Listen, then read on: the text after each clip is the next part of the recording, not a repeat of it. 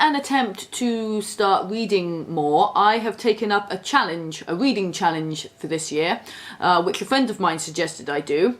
And yeah, it's basically a way of encouraging to read different kinds of books, and to go back to reading books and recommendations and that kind of thing. And yeah, I decided to do it, and I've decided to make book reviews of every book I read as part of the challenge, just to sort of say what I thought, opinions, and why I decided to read that book and all that kind of thing.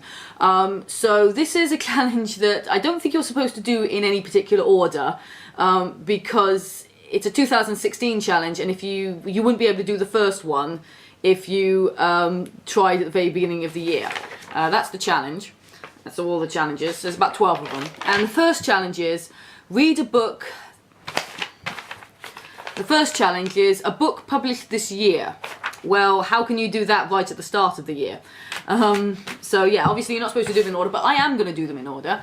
And for that book, fortunately, because I started this so late in the year, or in February, I do actually own a book that was published this year.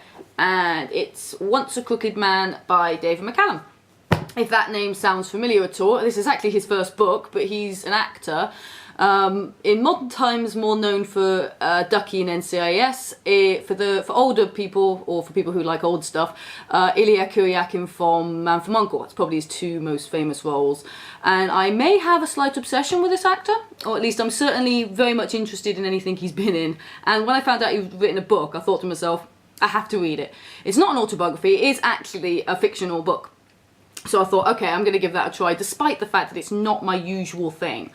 And the basic plot is about some, I don't want to say gangsters, but it's that crime syndicate, crime family, who is trying to get out of it. They want to retire, or some of them do, and they want to retire and sort of tie up loose ends and everything.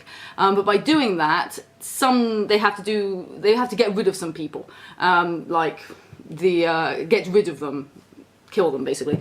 And an actor called Harry overhears that they're going to kill somebody and decides that he's going to do the good thing and warn the guy, and by doing that he kind of gets caught up in everything, with the police trying to take down them, the family, as well as the family trying to sort out this mess that this guy's created by interfering in their business.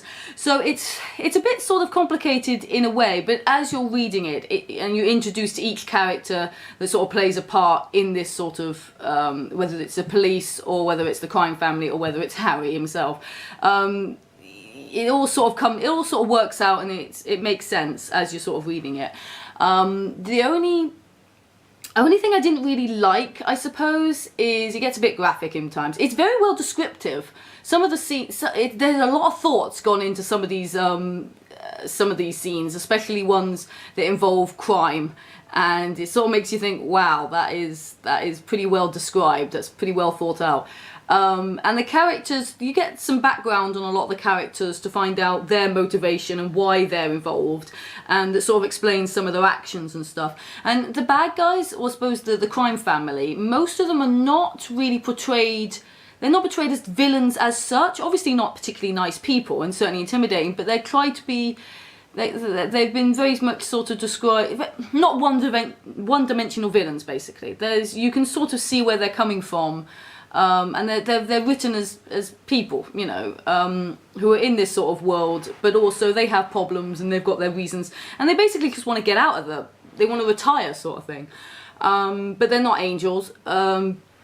The only innocent really in this is Harry, and he's the one who sort of represents, I suppose, the reader, because he's sort of going along with this, and he gets scared, but he also sort of, he's not, he sort of plays it because he's an actor. He sort of sees, well, I'll pretend this is a role sort of thing, which is, I suppose, makes sense. And he's written very believably. And the only character I sort of was a bit unsure about was the female. There is a female policeman in it who I really didn't get her in many ways. Again, they tried to explain why her past and stuff, but I thought, I won't say anything, but the way she progresses, I wasn't quite sure about that. And the ending is not what I was expecting either. I mean, I don't really know what I was expecting from an ending, because you get to a point where it's like, well, I suppose you don't want bad things to necessarily happen to the villains, but also you want some close. I don't know. It was a bit of a weird ending that I wasn't really expecting, and overall though, as the story goes, I enjoyed reading it, and it certainly was intriguing, and I certainly found myself wanting to know what was going on and how this was all going to get resolved. It's not really my kind of thing though. I don't read a lot of thrillers or crime things, really. I mean, my crime things usually someone's gotten killed and you find out who the killer is. I've read that kind of stuff. Or a big crime has happened and you're just trying to work, and there's a detective trying to work it out. That's the type of crime stuff I read.